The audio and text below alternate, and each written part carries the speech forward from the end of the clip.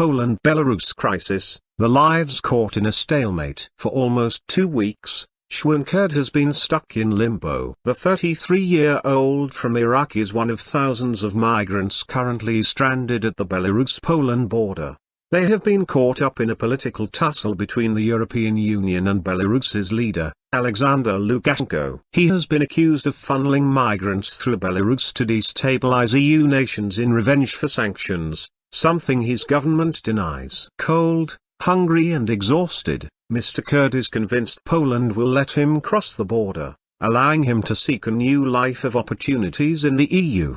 Between him and that life stands a forbidding barbed wire fence and hundreds of Polish soldiers. In a landscape reminiscent of a war zone, the crisis on the Poland-Belarus border has reached a chaotic stalemate. "We're still at the borderline," Mr. Kurd told the BBC on Thursday. "There are so many Polish soldiers. Those soldiers have markedly increased in number since a large group of migrants attempted to cross the border on Monday. The group came from the capital, Minsk, and converged on a crossing at Kuznica, near Grodno in northwest Belarus. There, some migrants tried to force their way through Poland's barrier, using tools to cut the barbed wire. Poland accused Belarusian border guards of helping them, calling it a major provocation. While some migrants managed to slip through, most did not, leaving them with few options. Poland won't let them cross, but, according to some migrants, nor will Belarusian border guards allow them to return to Minsk either. Unsure about where to turn next,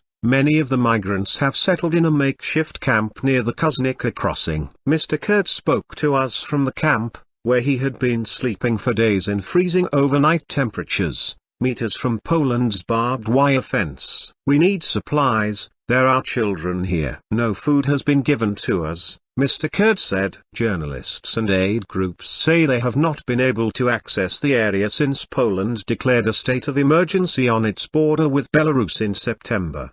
The measure gave Poland powers to restrict the movement of people along the frontier. Ares Nader, a British Iraq, has been working as an interpreter for Grupa Granica, a network of Polish NGOs. He told the BBC he attempted to reach the border recently to find his wife and children, who were on the Belarusian side. "I begged the police because my family is stuck. I told them on the phone, they are hungry. They don't have anything," he said. "I just asked them to let me through with food and water. But they didn't let me and asked me to pay a fine." His family eventually managed to get through the border despite the strict controls, which haven't stopped migrants arriving in ever greater numbers. Mr. Kurd said he flew to Minsk from the Iraqi capital Baghdad at the start of November.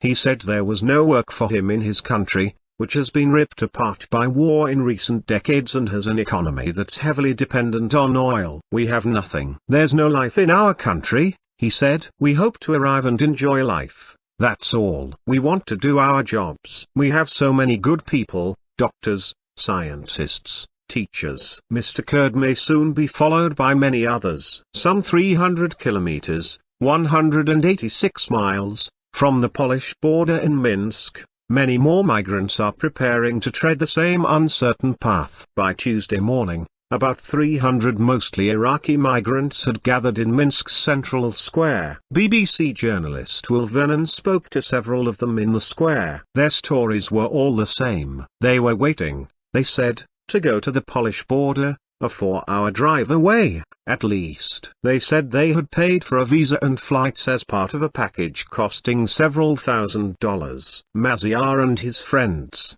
from Iraq, said they paid about $3,004,000, pound $2,202,900. "We want to get to Germany or the UK," he said. Others on the square alleged they had been beaten and badly treated by Belarus police officers and soldiers, who had tried to force them towards neighboring Lithuania instead of Poland. One man said he had been sleeping on the street, braving Minsk's sub-zero nighttime temperatures. The EU has accused Belarus of enticing these migrants with the false promise of easy entry to its member states. They are flown in and pushed towards the border by Belarusian forces as part of an inhuman, gangster-style approach, the EU has alleged. This week, as the crisis reached fever pitch, The EU listed some 20 countries from which migrants have flown into Minsk, mainly on tourist visas. Many have come from countries in Asia and the Middle East, particularly Iraq.